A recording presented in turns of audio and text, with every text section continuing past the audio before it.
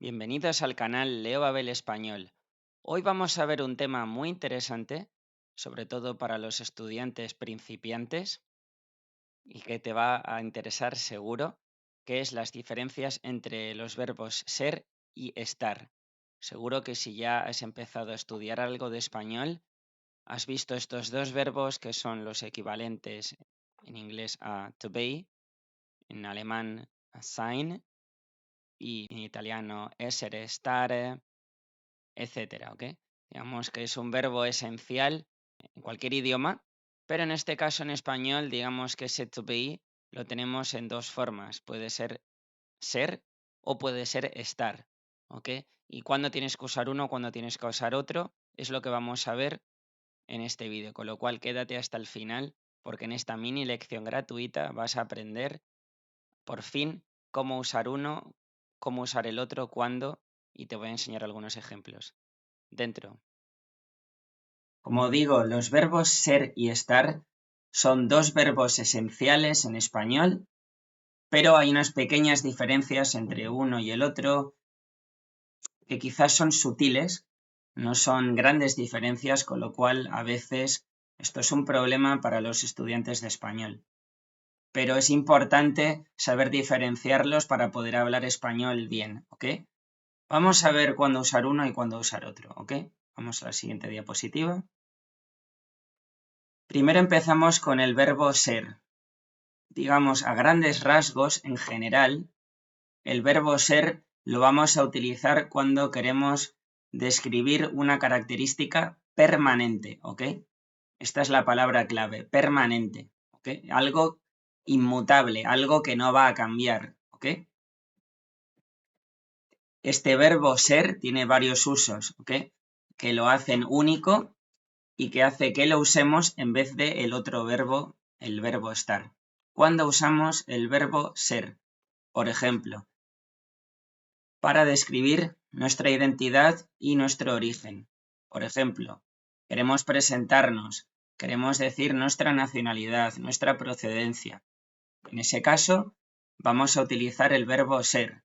Por ejemplo, soy Leo Babel, es para presentarme. O soy de España.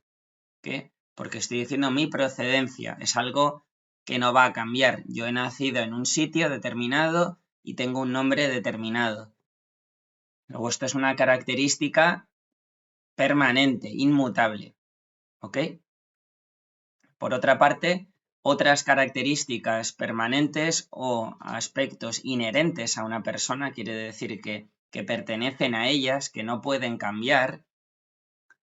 Aquí tienes otros ejemplos. Por ejemplo, el coche es rojo.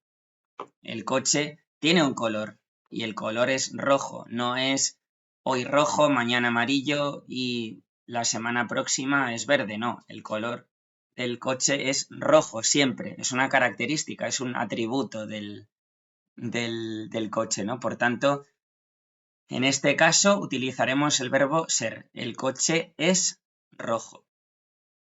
También ella es inteligente. O sea, es una característica, es un atributo. La inteligencia es un atributo que tienes o no tienes. Entonces, es una característica de una chica, una mujer, una niña, que ella es inteligente. No es algo que cambie, no es que hoy sea inteligente, mañana quizás no. Es un atributo inmutable de esta persona. Por otra parte, también podemos utilizar el verbo ser para hablar del tiempo. Por ejemplo, la fecha de hoy. Podemos decir hoy es miércoles, ¿ok? Es el día de la semana. Es algo que no cambia. Hoy es miércoles, no puede ser domingo. Es el día en el que estamos actualmente hoy, ¿ok? Luego, algo inmutable, verbo ser, ¿ok? O, por ejemplo, para decir la hora, si queremos decir, pues, son las 8, por ejemplo, ¿ok? Son las 8, es la hora actual. Es algo que no puede cambiar en cuestión de unos segundos. No puede ser ahora las 8 y dentro de 3 segundos pues ser las 9. Digamos que van a seguir siendo las 8. Para describir una cosa permanente, vamos a decir, ¿no? En este caso, para describir el tiempo que tenemos actual, Entonces vamos a utilizar el verbo ser, ¿ok? Otro uso que podemos hacer, por ejemplo, para la posesión, para indicar un objeto que me pertenece o le pertenece a otra persona. Por ejemplo, este es mi vaso, ¿ok? Esto es un vaso para beber líquidos, es mi vaso, ¿ok? Para describir posesión, puesto que esto me pertenece, utilizo también el verbo ser, ¿ok? Por tanto, identidad, origen, la fecha, la hora, posesión, describir a una persona, por ejemplo, o un objeto, como hemos hecho también. Y finalmente, también podremos usar el verbo ser para formar la forma pasiva. Sabes que está la voz activa y la voz pasiva en cualquier lengua. Si te interesa saber más sobre esto, déjame un comentario abajo y te puedo explicar más. Pero para formar la forma pasiva, en español vamos a necesitar el verbo ser. Por ejemplo, el español es hablado en Estados Unidos, ¿ok? En este caso, que sería en inglés, Spanish is spoken in the US, ¿ok? En este caso, estamos usando la voz pasiva, ¿ok?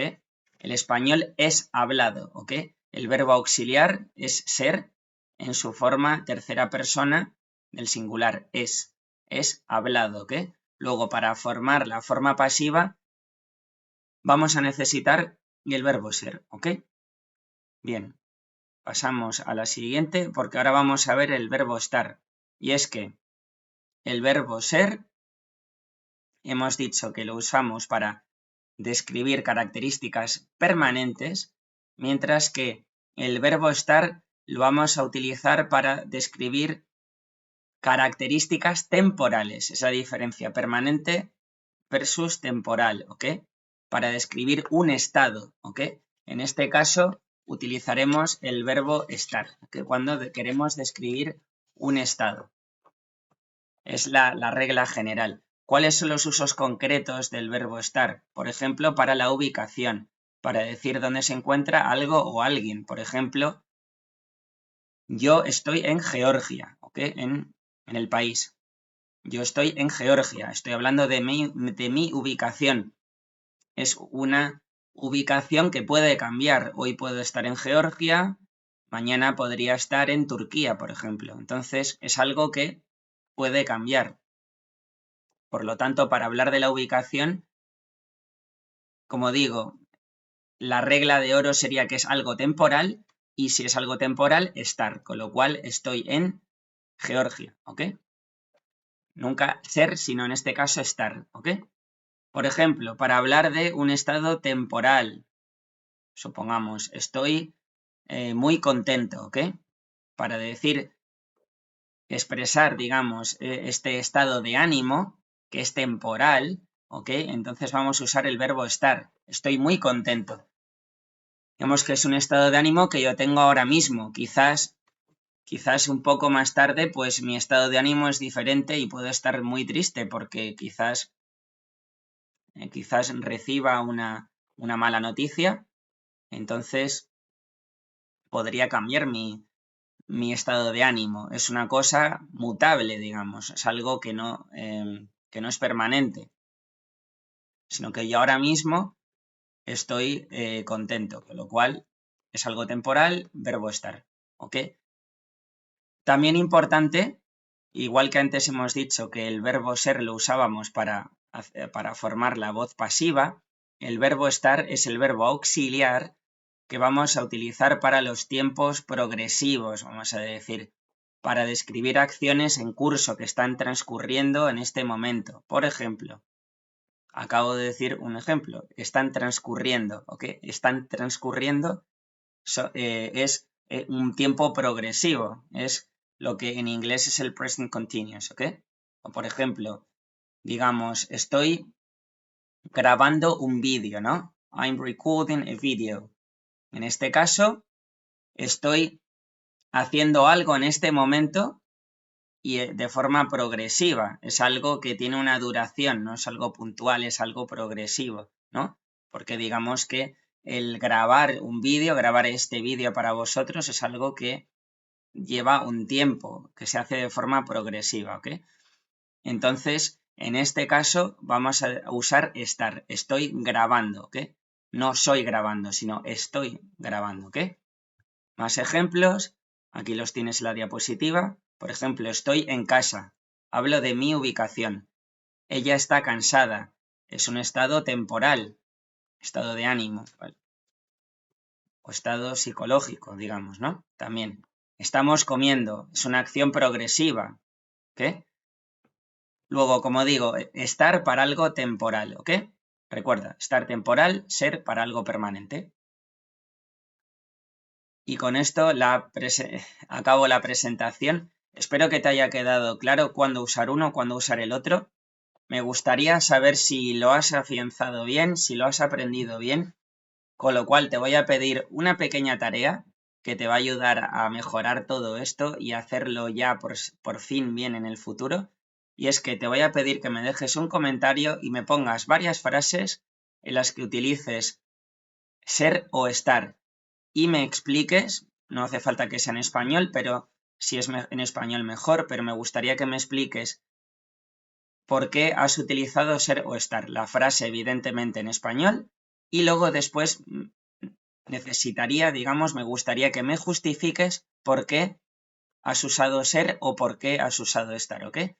Yo leo todos los comentarios y de esta manera también te puedo dar feedback y de esta manera también te puedo ayudar con esta pequeña clase más ese repaso o esa tutoría, digamos, personalizada para que por fin corrijas esto y tu español avance y cada vez sea mejor, que este es el objetivo en este canal, ¿ok?